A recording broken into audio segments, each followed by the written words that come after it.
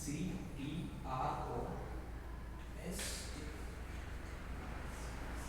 Electrostatics. मैंने बताया कि मैंने इसको 4 पार्ट में डिवाइड किया हुआ है, ठीक है। तो हम सबसे पहले क्या करेंगे, इलेक्ट्रोस्टैटिक्स फर्स्ट पढ़ेंगे और इसमें सबसे पहला टॉपिक है हमारे पास charge and its properties. Charge and its properties, तो ये कहां से आए, क्या इसकी उत्पत्ति थी, वो सभी चीजें अब हम पढ़ने वाले हैं। एक्चुअली एक साइंटिस्ट हुए ग्रीस में 600 BC के आसपास, जिसको हम 600 ईसा पूर्व भी बोलते हैं, जिनका नाम था थेल्स। इन्होंने कुछ एक्सपेरिमेंट किए और उन एक्सपेरिमेंट का अनएक्सपेक्टेड रिजल्ट निकल के आया। वो क्या था वो अभी हम देखते हैं। बच्चों क्या किया गया कि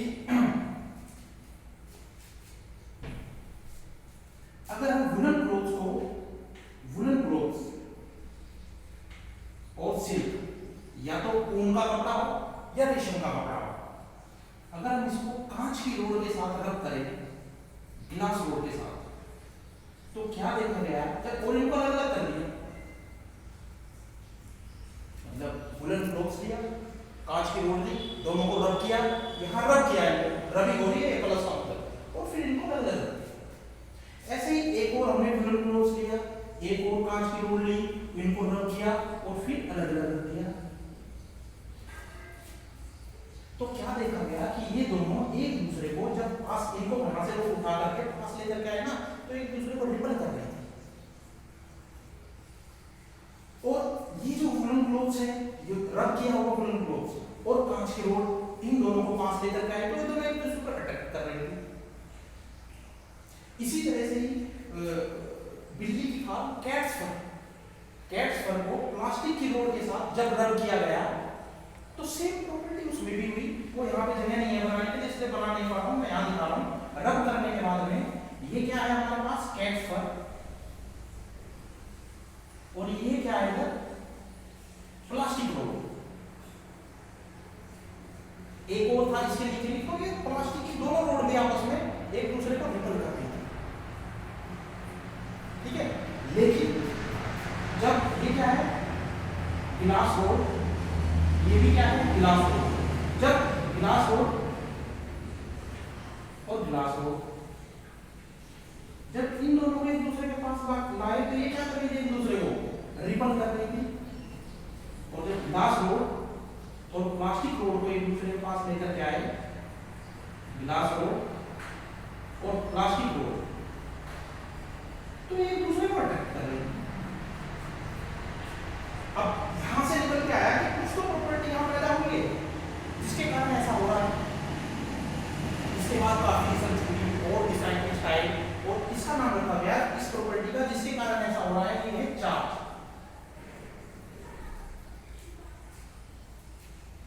लेकिन हम देख रहे हैं कि यहाँ अट्रैक्शन भी हो रहा है और रिपल्शन भी हो रहा है। क्या एक ही चीज से अट्रैक्शन भी हो सकता है और उसी से रिपल्शन भी हो सकता है? नहीं। तो इसका क्या मतलब है कि चार्ज जरूर है यहाँ पे, लेकिन वो कितने टाइप का है, 2 टाइप का। ये चीज अभी तक पता चली। फिर 18th सेंचुरी के आसपास एक साइंटिस्ट आए, बेंजामिन फ्रैंकलिन। ये अमेरिकन साइंटिस्ट थे 18th सेंचुरी के आसपास। इन्होंने इसका नाम रखा, इन्होंने कहा कि जो ग्लास रोड है इस पर पॉजिटिव चार्ज आ रहा है, पॉजिटिव चार्ज आ रहा है, ये ग्लास रोड है, पॉजिटिव चार्ज आ रहा है, और ये क्या है, वुलन क्लोथ्स, इस पर नेगेटिव चार्ज आ जाता है जब उसको रब करते हैं, ठीक है। ये पॉजिटिव चार्ज आ रहा है, ये नेगेटिव चार्ज, ठीक है। और ये क्या है, प्लास्टिक रोड। इन्होंने कहा कि प्लास्टिक रोड को जब कैट्स फर के साथ में पड़ते हैं तो इसके पास नेगेटिव चार्ज आ जाता है और कैट्स फर के पास पॉजिटिव चार्ज आ जाता है, ठीक है। ये देखो, ये क्या है, ग्लास रोड, तो इस इसके ऊपर कैसा चार्ज आ जाएगा, पॉजिटिव। और ये प्लास्टिक है नहीं, चार्ज के बारे में नहीं पता। लेकिन ये कैसे होता है ना बच्चों, मैं आपको बताता हूँ। एक्चुअली जैसे हम सब स्कूल में जाते हैं, आपने देखा होगा सर्दियों के दिनों में वुलन क्लोथ्स पहनते हैं। जब घर आकर के हम उनको निकालते हैं तो हमारे जो गूज बम्स होते हैं ये खड़े होने लग जाते हैं, है ना, खड़े होने लग जाते हैं।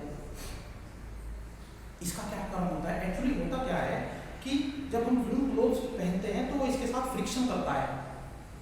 जब फ्रिक्शन होता है तो फ्रिक्शन की काइनेटिक एनर्जी पैदा होती है। वो काइनेटिक एनर्जी हमारे बालों के अंदर चली जाती है और उनके अंदर जो इलेक्ट्रॉन है वो बाहर निकल कर ये छिटक करके क्लोथ्स पे बैठ जाते हैं और क्लोथ्स पर पे कैसा चार्ज आ जाता है, निगेटिव चार्ज आ जाता है। और जो हमारे बाल में पॉजिटिव चार्ज आ जाता है, क्योंकि हमने केमिस्ट्री में पढ़ा है कि जब कोई बॉडी चार्ज किसी दूसरी बॉडी को देती है या कोई एलिमेंट चार्ज किसी दूसरे एलिमेंट को देता है तो देने वाले पर पॉजिटिव और लेने वाले पर नेगेटिव चार्ज आता है। अगर वो इलेक्ट्रॉन, ठीक है ना, तो वो सभी चीजें यहाँ पे मोटे मोटे तौर पर हम समझ सकते हैं कि कैसा हो रहा है। लेकिन उन्होंने सिर्फ यही बताया था कि ये पॉजिटिव है नेगेटिव है, कैसे हो रहा है इसके ऊपर डिस्कशन अभी यहाँ नहीं हुआ, ठीक है। तो इसी अब ये सभी चीजें तो पता चली कि ये है, लेकिन अभी भी ये नहीं पता चला कि चार्ज का ठोस क्या है, ये चार्ज क्या है, ये किसी चीज से मिलकर बना है क्या? तो ये किसी से मिलकर नहीं बना था, इट्स द इंट्रिंसिक प्रॉपर्टी थी मैटर की। इसकी डेफिनेशन भी इसी तरह से है, charge is a intrinsic property of matter. Intrinsic का मतलब होता है कि बस इसके नीचे कुछ है नहीं, यही है, बिल्कुल लास्ट। जैसे मास होता है, 11th में हमने पढ़ा है मास की डेफिनेशन क्या होती है, मास की इंट्रिंसिक प्रॉपर्टी होती है मैटर, समझ रहे? तो इसलिए हमारे पास डेफिनेशन थी चार्ज की, वो चार्ज की जो डेफिनेशन है वो है it is a intrinsic properties of matter, ठीक है, ये प्रॉपर डेफिनेशन है। और ये टाइप इसके बाद आता है, कितने टाइप का होता है, तो ये होता है 2 टाइप का, जैसे हमने पढ़ा है कि ग्लास रोड की है, ये पॉजिटिव, और ये ग्लास रोड, ये प्लास्टिक रोड, इसके ऊपर निगेटिव चार्ज। तो कितने टाइप का हुआ? 2 टाइप्स। कौन सा? एक पॉजिटिव और एक निगेटिव। अब देखो क्या पॉजिटिव चार्ज एक दूसरे को क्या कर रहे थे, रिपल। तो नेक्स्ट प्रॉपर्टी आ गई, like charge are repel to each other, और unlike charge are attract to each other, ठीक है। और ये एक स्केलर क्वांटिटी है,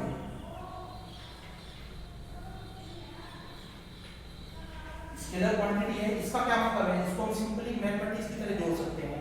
मान लीजिए हमारे पास कोई चार्ज है +1 है, +2 या -1 -2, तो इन सभी को जोड़ेंगे तो 0 आ जाएगा। कहने का मतलब है ये स्केलर क्वांटिटी है, इनको जोड़ने का तरीका ये होता है, ठीक।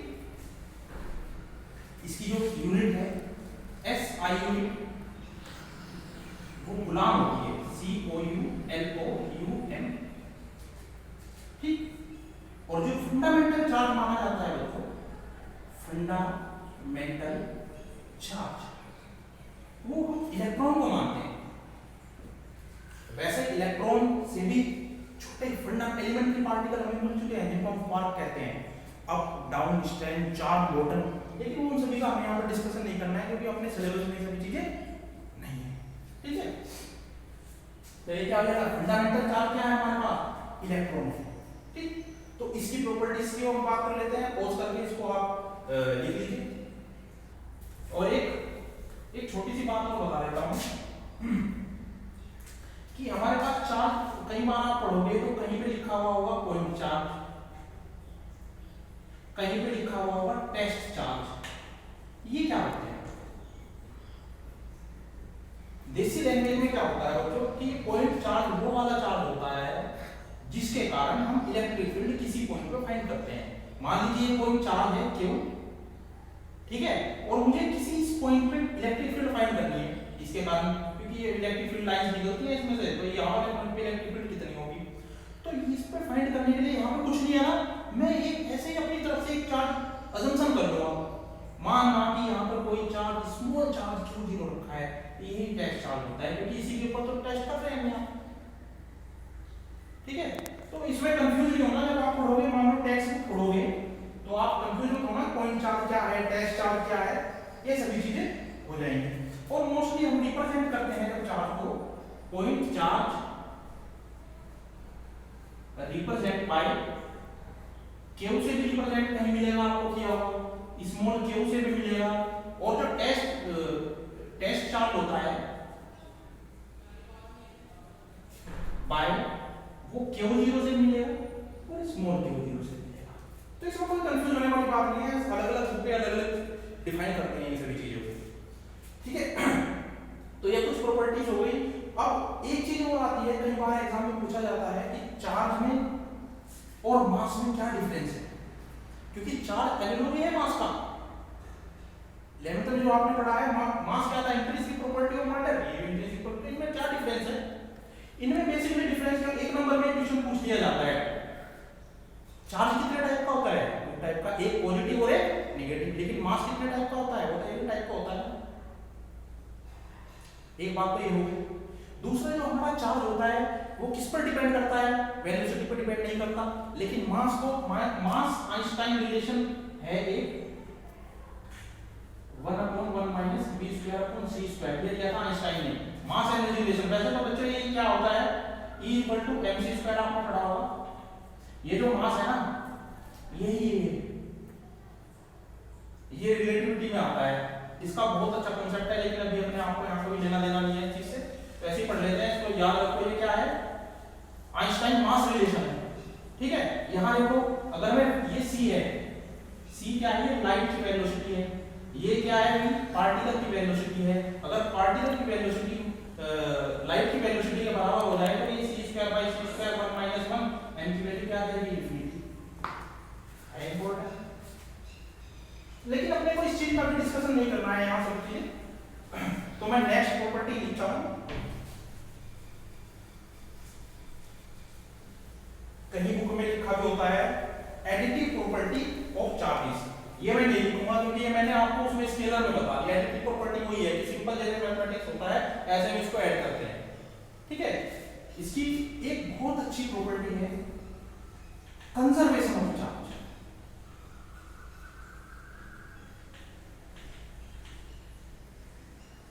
ठीक है।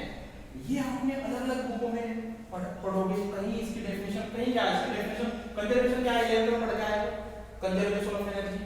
कंजर्वेशन एनर्जी क्या होती है, ना तो इसको पैदा किया जा सकता ना नष्ट किया जा सकता, ठीक है नहीं, ये तो कंजर्वेशन लॉ होता है, which cannot be created and nor be destroyed।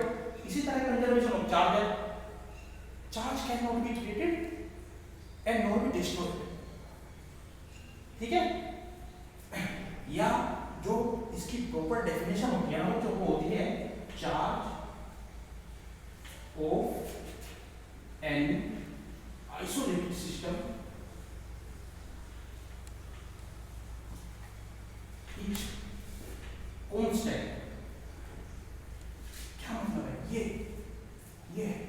क्योंकि जो पहली वाली डेफिनेशन है उससे मैथमेटिकली चीजें समझ नहीं आती हैं, इससे क्लियर होता है जल्दी। Charge of any isolated system is constant, क्या है इसका मतलब, वो समझाता हूं।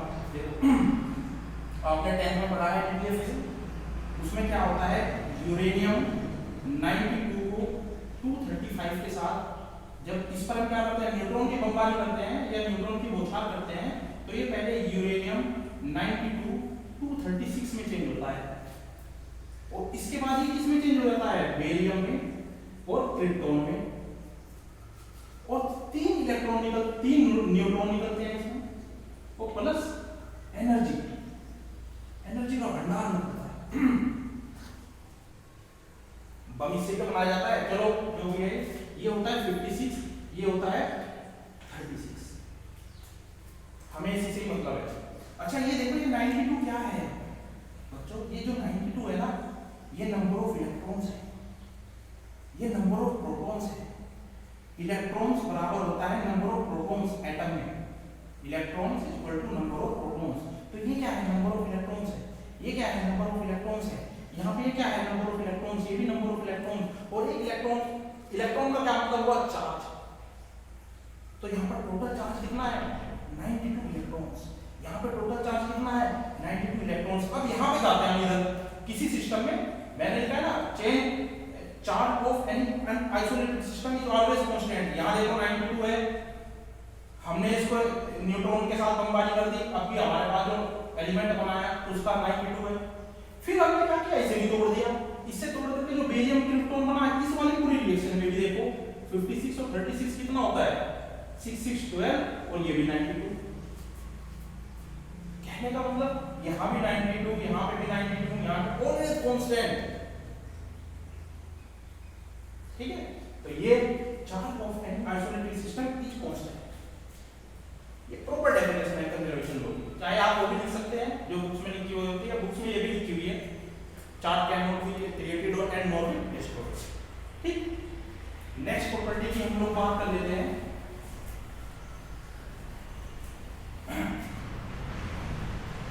नेक्स्ट प्रॉपर्टी है quantization of the charge.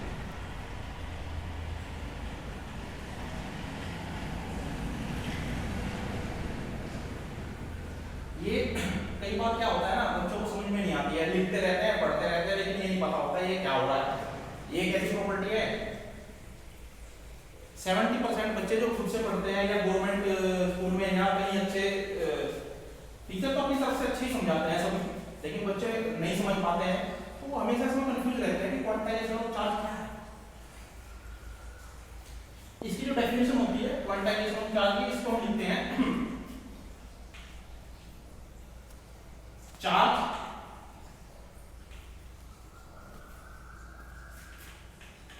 Total charge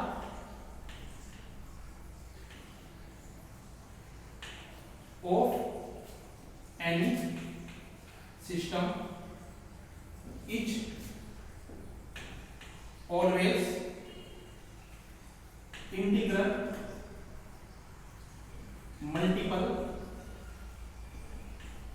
of fundamental charge।